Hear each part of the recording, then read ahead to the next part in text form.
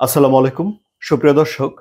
ইসরায়েলের সরকার এবং সেনাবাহিনীর মুখোমুখি দাঁড়িয়ে গেছে সে দেশের কয়েক লাখ অতিরক্ষণশীল ইহুদি। তারা যে শুধুমাত্র নীতিগতভাবে সরকার এবং সেনাবাহিনীর সঙ্গে দ্বিমত পোষণ করছে তা নয়, তারা যে শুধুমাত্র দ্বিমত পোষণ করে লেখালেখি করছে বা নিজের বক্তব্য প্রকাশ করছে তা নয়, তারা একটা সমাবেশ করেছে এবং সমাবেশ করে তারা প্রতিবাদ করেছে।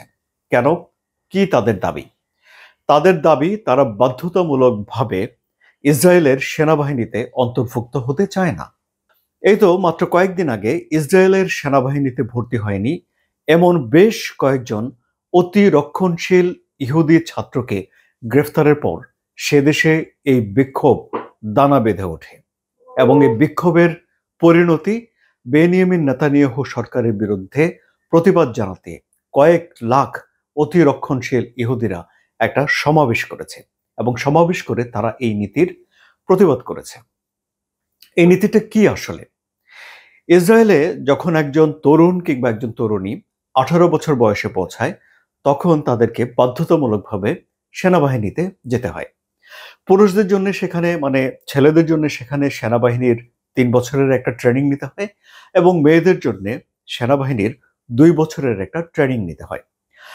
এই প্রশিক্ষণ যখন শেষ হয়, তাদের মধ্যে যারা চৌকস, যারা ভালো, ইসরায়েল সরকার নানান পরীক্ষা নিরীক্ষার মাধ্যমে যাদেরকে উপযুক্ত মনে করে, তাদেরকে তারা সেনাবাহিনীতে অন্তর্ভুক্ত করে এবং উচ্চতর প্রশিক্ষণের জন্য পাঠায়। বাকিরা ফিরে যায় নিজের ঘরে। তারা ব্যবসা বাণিজ্য করে, চাকরি বাকরি করে, পড়ালেখা করে, নিজেদের মতো তারা জীবন কাটায়। কিন্তু তাদেরকে অনেক বছর রিজার্ভ ফোর্স হিসেবে থাকতে হয়। অর্থাৎ দেশের কোনো জরুরি প্রয়োজনে কিংবা যুদ্ধ পরিস্থিতি থেকে তাদেরকে যখনই ডাকা হয়, তখনই আবারও তাদেরকে দায়িত্ব পালন করতে আসতে হয়।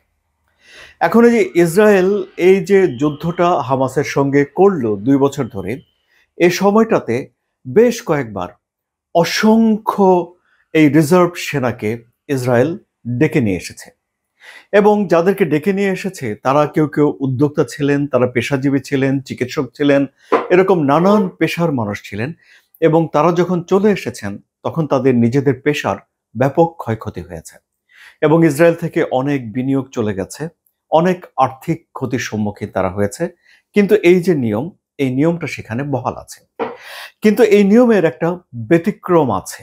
সে ব্যতিক্রম হলো যে যারা অতি রক্ষণশীল ইহুদি সম্প্রদায়, যারা পড়াশোনা করছে ধর্মশাস্ত্রের উপরে, তাদেরকে এই নিয়ম থেকে বাইরে রাখা হতো। এই নিয়মটি চালু হয়েছিল 1948 সালে। ইসরায়েলের যিনি প্রথম প্রধানমন্ত্রী ছিলেন মিস্টার বেন গরিয়ন, তিনি এই নিয়মটি চালু করেছিলেন যে অতি রক্ষণশীল ধর্মীয় যারা ছাত্র ইহুদি রয়েছে তাদেরকে সেনাবাহিনীতে নিতে হবে না। কেন?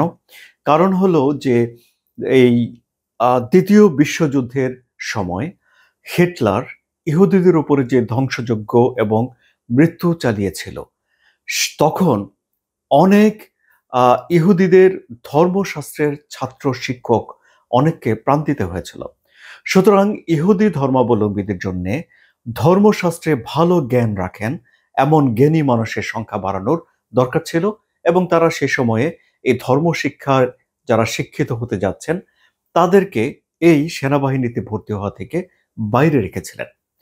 সেই নিয়মটি অনেকবার চলে এসেছে। বিভিন্ন সময়ে ইসরায়েলে চেষ্টা করা হয়েছে এই অতি রক্ষণশীল ইহুদিদেরকে সেনাবাহিনীতে অন্তর্ভুক্ত করার জন্য, কিন্তু তাদের বাধার মুখে তাদেরকে সেনাবাহিনীতে অন্তর্ভুক্ত করা যায়নি। সেনাবাহিনীতে অন্তর্ভুক্ত না করার পিছনে এই সম্প্রদায়ের বেশ কিছু যুক্তি রয়েছে। প্রথম যুক্তি হলো যে একটা শুদ্ধ ধর্মাচার এবং ধর্মে বর্ণিত লাইফস্টাইল মেনটেন করার জন্যে, নীতি নৈতিকতার একটা উচ্চতর অবস্থান অর্জন করার জন্যে তাদের আসলে অন্য পেশাজীবী হওয়া থেকে বিরত থাকা দরকার বলে এটি এই সম্প্রদায়ের যারা ধর্মীয় নেতা আছেন তারা মনে করেন। ফলে তারা মনে করেন না যে তাদের সন্তানদেরকে যারা ধর্মীয় শিক্ষায় শিক্ষিত হচ্ছে তাদের সেনাবাহিনীতে যাওয়া উচিত, কারণ সেখানে অনেক মানুষের সঙ্গে মিশতে হয়, অনেক কিছু শিখতে হয়। ফলে তারা মনে করেন যে দরকার নেই, বরং তাদের সন্তানদেরকে এই সম্প্রদায়ের যারা ধর্মীয় শিক্ষায় শিক্ষিত হতে চায় তাদেরকে আসলে এই শিক্ষালয়েই রাখা উচিত।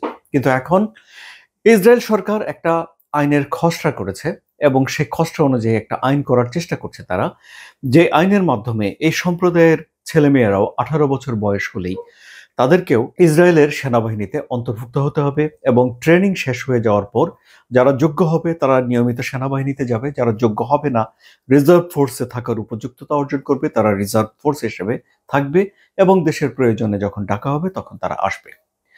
কিন্তু এই যে এই অতিরক্ষণশীল ইহুদি সম্প্রদায়ের মানুষজন ইসরায়েলের এই নীতিটাকে পছন্দ করছে না বা এই আইনের খসড়াটাকেও পছন্দ করছে না। তারা এই আইন প্রণয়নের ঘোরতর বিরোধী।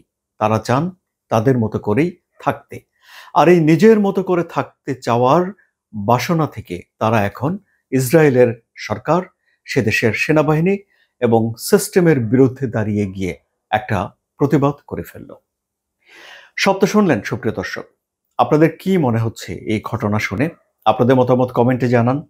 আলোচনা যদি ভালো লাগে তাহলে সাবস্ক্রাইব করে চ্যানেলের সঙ্গে থাকবেন, বিশেষ করে যারা নতুন এসেছেন, যেন আমার ভিডিওগুলো সহজে আপনাদেরকে খুঁজে পেতে পারে।